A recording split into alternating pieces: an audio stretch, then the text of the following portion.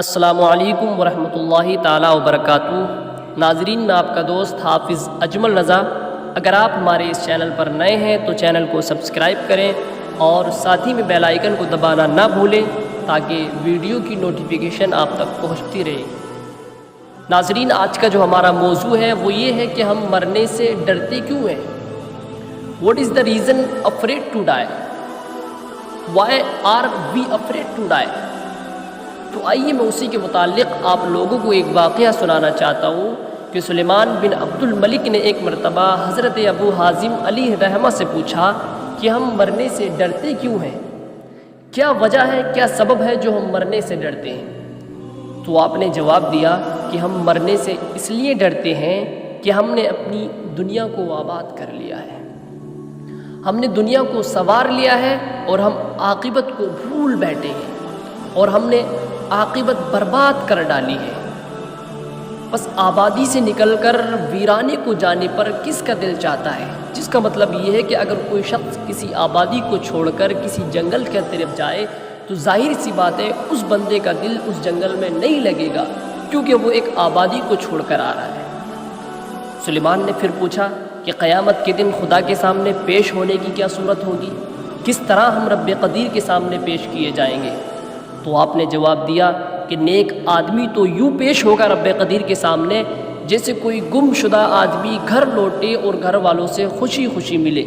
یعنی جب دنیا میں کوئی بندہ گم ہو جاتا ہے، جب گم ہونے کے بعد وہ اپنے والدین سے ملتا ہے تو اس وقت میں وہ بہت زیادہ خوشی محسوس کرتا ہے۔ تو یوں ہی مثال نیک بندے کی دی گئی ہے کہ جب وہ اپنے رب کے سامنے حاضر ہوگا تو اس وقت میں اس کو بہت زیادہ خوشی محسوس ہوگی۔ اور برے آدمی کی مثال کچھ یوں دی گئی ہے کہ جیسے کوئی بھاگا ہوا غلام پکڑا جائے اور اسے اس کے آقا کے حضور پیش کیا جائے اور وہ لرزتا، کانپتا، ڈرتا ہوا اپنے آقا کے سامنے پیش ہو۔ یعنی جب کوئی غلام اپنے آقا کے دربار سے بھاگ جائے، بھاگ جانے کے بعد اسے واپس سے آقا کے سامنے پیش کیا جائے تو وہ لرزتا ہے، کانپتا ہے اور ڈرتا ہے کہیں آقا مجھے مار نہ ڈالے۔ تو اسی طرح گنہگار بندہ رب قدیر کے سامنے لرزے گا، کانپے گا اور ڈرے گا۔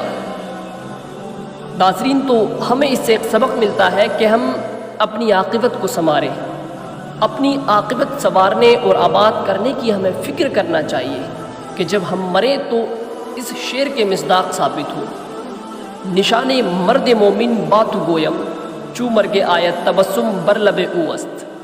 یعنی جس فارسی شعر کا مطلب یہ ہے، یعنی مومن جب مرتا ہے تو ہنستا ہوا مرتا ہے، اس لیے کہ وہ ویرانے سے آبادی کی طرف اور پردیس سے اپنے گھر کی طرف جا رہا ہوتا ہے، وہ اپنے گھر کی طرف لوٹ رہا ہوتا ہے۔